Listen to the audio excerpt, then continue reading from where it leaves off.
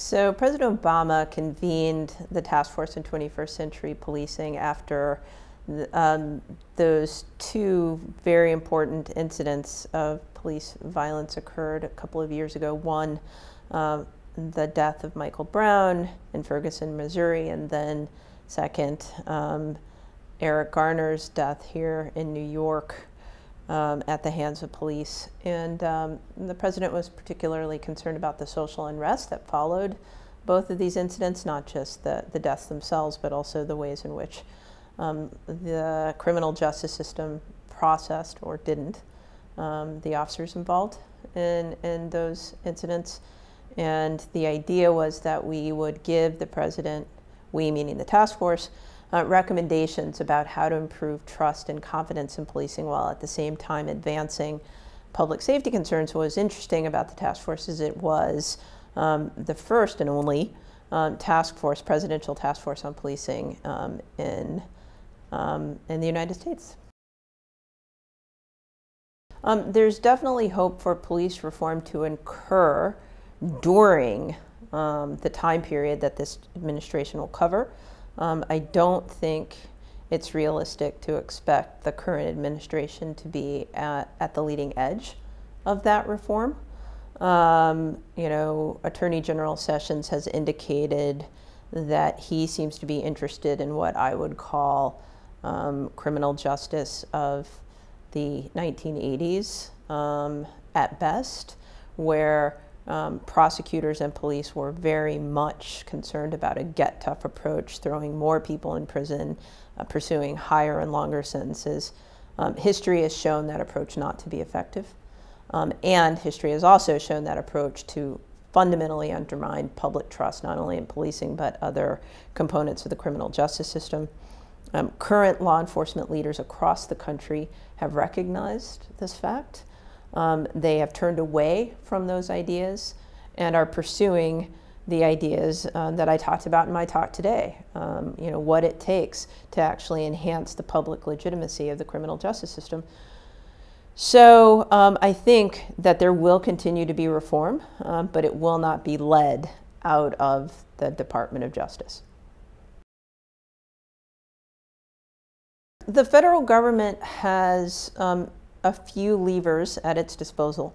The first and probably most important is resources for technical assistance. So if you think back to the 90s, where a primary concern was violence reduction, Project Safe Neighborhoods that came out of the Department of Justice deployed $1 billion to state and local governmental units to do that work. I don't have a price tag that I can give you for the amount of money that the Obama administration devoted to technical assistance for police reform, but you know, the price tag was not small. So that's the one really important thing that the government can do. But reform depends on having, I think, a conceptual theory. And I offered that today in my talk, the principles of public legitimacy, procedural justice, the foundation of which is articulated in the President's Task Force on 21st Century Policing report. All 59 recommendations that we offered are based on these ideas. And state and local governments can pursue those on their own. In fact, nothing about the report mandated those recommendations. Federal government can't make state and locals do anything. They can provide incentives, which is why resources are important, but they're not required. One of the important things that has to happen is for policing agencies in particular, but for this system as a general matter, to not see crime reduction as a warrant for everything that they do. Crime reduction is not self-justifying. And too many agencies, including here in New York, have viewed, in the past at least, their work in that way. So, for example, one of the things that former Commissioner Ray Kelly and former Mayor Bloomberg said was that, well, you know, people might be complaining about stops and frisks, but they are the ones who the people who are complaining are the ones who benefit from this practice? Well, that requires two things. First, it requires us to find empirically a connection between the stop and frisk practice and crime reduction, which is actually difficult to establish. And second, it requires us to ignore other costs of that strategy, which have now become clearly apparent, which is that approach, even if it did lead to crime reduction, which, as I said, is not at all clear that it led to substantial crime reduction. We know that it resulted in a loss of public legitimacy, trust, and confidence, especially among the very parts of the population that really need to have that trust and confidence.